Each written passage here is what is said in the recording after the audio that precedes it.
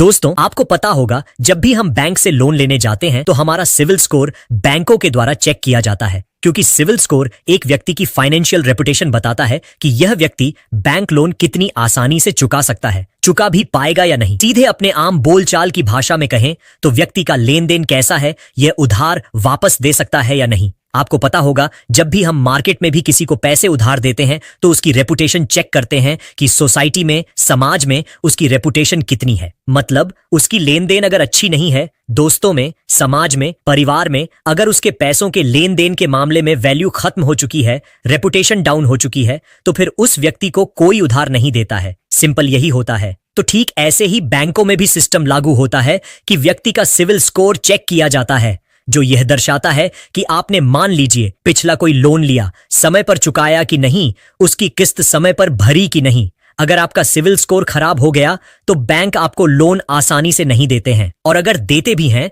तो उस पर बहुत ही ज्यादा हाई इंटरेस्ट रेट यानी ब्याज दरें बहुत ज्यादा देनी पड़ती है। तो अब आप समझ गए होंगे कि सिविल स्कोर क्या होता है और बैंक क्यों चेक करते हैं। अब समझिए, भारतीय रिजर्व बैंक आरबीआई की तरफ से सिविल स्कोर के नियमों में बदलाव किया गया है। अगर आप भी लोन लेने जा रहे हैं तो यह जरूर जान लें, वरना आपको कुछ दिक्कत हो सकती है। सिविल स्कोर को क्रेडिट स्कोर भी कहा जाता है और यह कर्ज लेते वक्त इसकी अहमियत काफी ज्यादा बढ़ जाती है। अगर आपका क्रेडिट स्कोर अच्छा है और आप इससे जुड़े बाकी पैमानों पर भी खरे उतरते हैं तो फिर आपको झटपट लोन मिल जाता है। बैंक आनाकानी नहीं करते हैं, लेकिन जैसा कि मैंने आपको बताया, क्रेडिट स्कोर खराब होने पर कर्ज या क्रेडिट कार्ड मिलने में भी काफी दिक्कत होती है। अगर आपका सिविल स्कोर खराब है तो क्रेडिट कार्ड भी आसानी से नहीं मिलेगा, आपको पर्सनल लोन भी नहीं मिलता है। बैंक फिर लोन देंगे तो या तो आपको कार लोन मिलेगा या आपको आपकी प्रॉपर्टी के अगेंस्ट में होम लोन वगैरह मिल जाएगा, वो भी हाई इंटरेस्ट पर।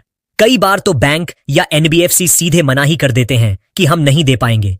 अब देखिए, भारतीय रिजर्व बैंक यानी कि आरबीआई की तरफ से क्रेडिट स्कोर को लेकर बैंकों और वित्तीय कंपनियों के लिए एक नया नियम जारी किया गया है। खुद आरबीआई गवर्नर शक्तिकांत दास की तरफ से यह ऐलान किया गया है। आइए देखते हैं दोस्तों कि यह नया नियम क्या है और इससे बैंकों के ग्राहकों पर क्या प्रभाव पड़ सकता है। तो पहले जो पुराना अभी मौजूदा नियम है, उसके मुताबिक आपका सिविल स्कोर या क्रेडिट स्कोर हर एक महीने में अपडेट होता है। ठीक है, हर महीने के हिसाब से आपकी सिविल कम या ज्यादा होती है, अप या डाउन होती है, लेकिन अब इसे 15 दिन में ही अपडेट करना होगा। सभी बैंकों और एनबीएफसी यानी कि नॉन बैंकिंग फाइनेंशियल कंपनीज को आरबीआई की तरफ से यह निर्देश जारी कर दिया गया है कि हर 15 दिन में हर व्यक्ति का, हर ग्राहक का सिविल स्कोर अपडेट करो। इससे बैंक और ग्राहक दोनों को फायदा होगा। वो कैसे, समझिए। क्योंकि क्रेडिट स्कोर हर 15 दिन में अपडेट होगा तो बैंक या एनबीएफसी जो कंपनियां होंगी, उन्हें हर 2 सप्ताह में ग्राहकों की क्रेडिट जानकारी भेजनी होगी, जैसे कि उन्होंने समय पर कर्ज चुकाया या नहीं। क्रेडिट इंफॉर्मेशन कंपनियां जो सीसीआई हैं, उनको भेजनी होगी,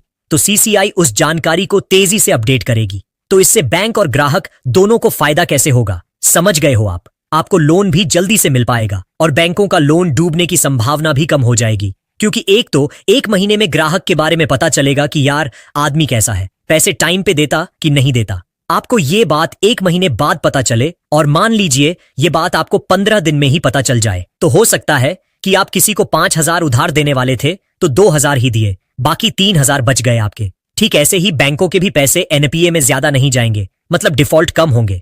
ग्राहक के लोन 15 दिन के अंदर ही ग्राहक की रेपुटेशन का पता चल जाएगा, उसकी सिविल कैसी है, उसकी लेन देन कैसी है। तो इससे बैंकों का पैसा डूबने का जोखिम यानी कि रिस्क भी कम हो जाएगा। तो उम्मीद है दोस्तों, सिविल स्कोर को लेकर ये छोटी सी जानकारी आपको जरूर जानने मिली होगी। मैंने आपको रियल लाइफ एग्जाम्पल देकर भी समझाया। और अभी भी अगर आपके मन में इससे संबंधित कोई सवाल है तो बिल्कुल बेझिझक मुझे नीचे कमेंट करके पूछिएगा। बाकी इस वीडियो को लाइक और शेयर करना